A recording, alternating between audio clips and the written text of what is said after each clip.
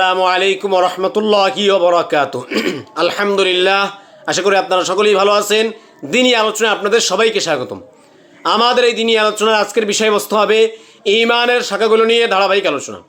তারই ধারাবাহিকতায় আমরা ঈমানের 24 নম্বর শাখা তাওয়াক্কুল অর্থাৎ আল্লাহ তাআলার উপরে ভরসা করা এই সম্পর্কে আমরা জানতেছিলাম। এই সম্পর্কে আমরা জানতে গিয়ে জেনেছিলাম যে হযরত আলী রাদিয়াল্লাহু তাআলা আনহু তিনি ছিলেন কাজীউল কুজাত, অর্থাৎ ওই জমানায় আলী রাদিয়াল্লাহু তাআলার জমানায় সর্বোচ্চ সূক্ষ্ম বিচারক তিনি ছিলেন, যার দৃষ্টান্ত আমরা একটা ঘটনা থেকে আমরা দেখতে পাই যে মদিনার অলিতে গলিতে একজন মহিলা আলী রাদিয়াল্লাহু তাআলার বিচারকের জমানায়, যখন আলী রাদিয়াল্লাহু তাআলা বিচারক ছিলেন তার জমানায় একজন মহিলা তিনি রাস্তা দিয়ে যাচ্ছিলেন আর তার পিছনে পিছনে একটা ছোট্ট বাচ্চা, সে মা মা করে ডাকতেছিলেন এবং যাচ্ছিলেন আর বলতেছিলেন যে মা, আমাকে তুমি ফালায়া রেখে যাইও না, আমাকে সাথে করে নিয়ে যাও, এই দুনিয়াতে আমার তুমি ছাড়া আর কেউই নেই। এই কথা ওই বাচ্চাটা বলতেছেন আর তার পিছনে পিছনে যাচ্ছেন, আর ওই মহিলা তিনি ওই বাচ্চাটাকে অস্বীকার করতেছেন। অতঃপর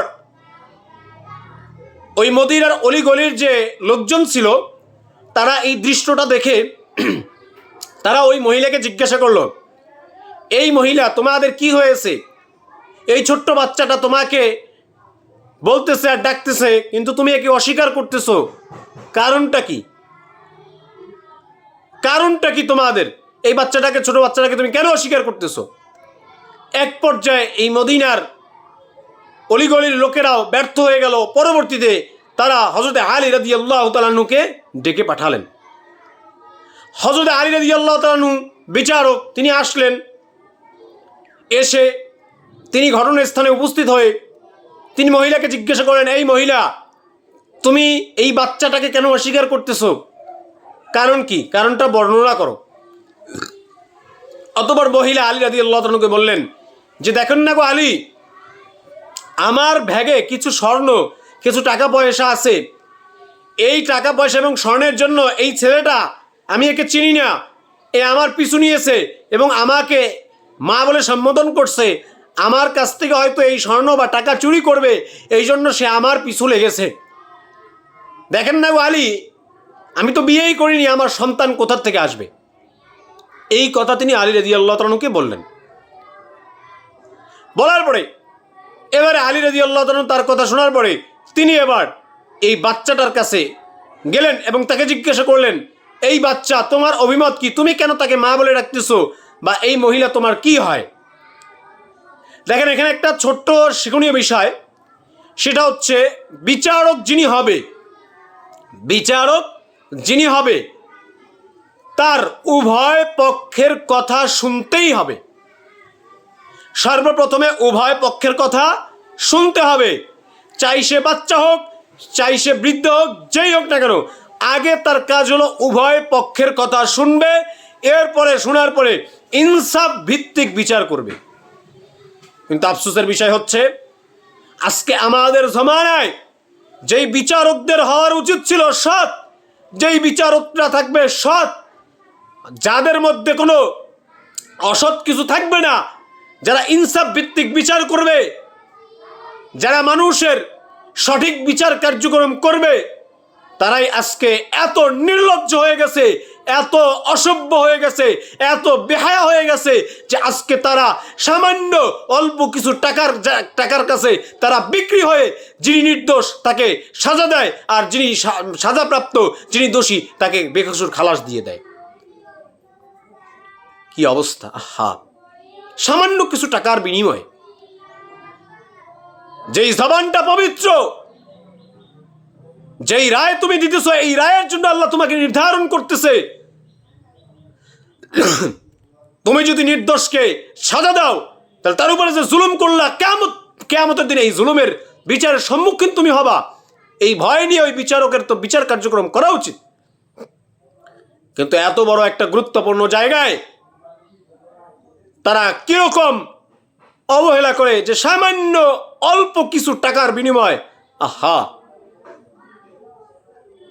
আজকে যারা নির্দোষ তাদেরকে জঙ্গি বানায়, যারা নির্দোষ তাদেরকে ধর্ষণের মামলা দেয়, যারা নির্দোষ তাদেরকে বিভিন্ন পর্যায়ে লাঞ্ছিত অপদস্থ করে তারপরে তারা বিচার করায়। আর যারা দোষী তারা তাদের ক্ষমতা থাকার কারণে, তাদের টাকা পয়সা থাকার কারণে তাদেরকে বেকসুর খালাস দেয়। মনে রাখেন, প্রত্যেকটা বিচারকের অবস্থা কিয়ামতের দিন ভয়াবহ হবে।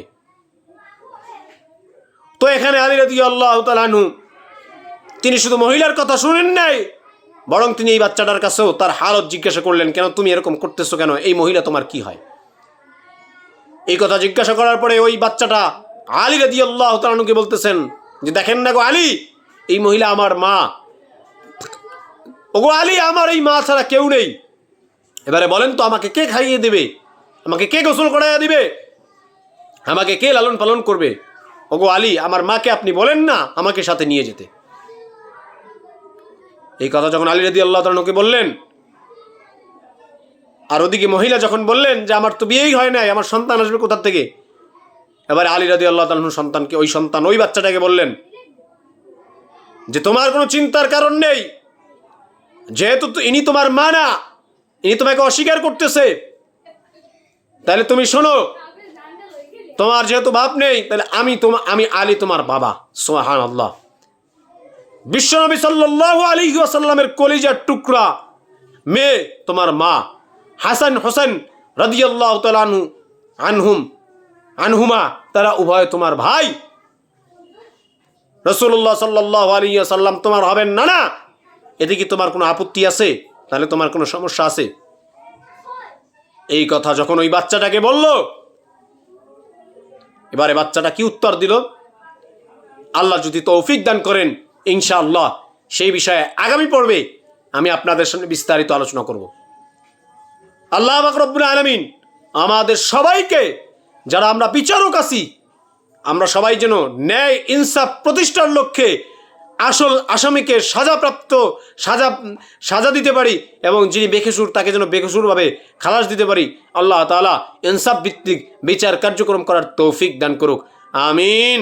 এবং আল্লাহ তাআলার উপরে আমাদেরকে পরিপূর্ণ ভরসা করার তৌফিক দান করুক, আমিন। ওয়া আখির দাওয়ানা আনিল হামদুলিল্লাহি রাব্বিল আলামিন। আসসালামু আলাইকুম ওয়া রাহমাতুল্লাহি ওয়া বারাকাতুহু।